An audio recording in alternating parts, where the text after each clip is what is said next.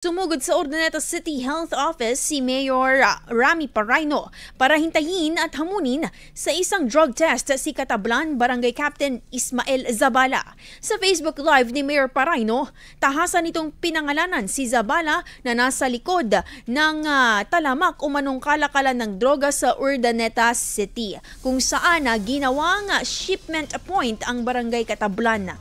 Lahad pa ni Paraino ang mga sunod-sunod na pagkakakumpiska ng illegal na droga at pagkakahuli ng iba't ibang personalidad sa nasabing barangay ay may kaugnayan umano kay Kapitan Zabala. Kaya naman para umano matapos ang haka-haka ay hinamunan ni Mayor Paraino ang nasabing kapitan para sa isang drug test nitong April 28, kung saan handa umanong mag-withdraw ng kandidatura si Paraino kung sakaling lumabas na siya ay positibo. Ngunit dapat umanong handa ding bumaba sa pwesto bilang kapitan ng Katablan si Zabala kung siya naman ang lalabas na positibo sa illegal na droga.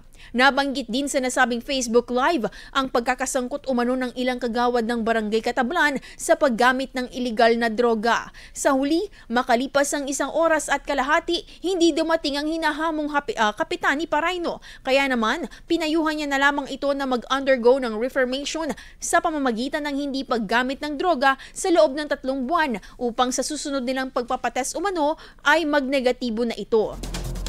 Samantala sa isa pang katuloy na Facebook Live ni Paraino, inanunsyo nito na simula ngayong araw ay hindi na ito mag-iikot pa para sa mga meeting de avance sa barangay dahil umano sa seryosong banta sa buhay nito.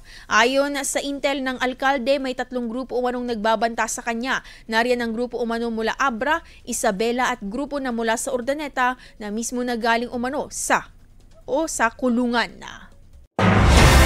IFM News. IFM News.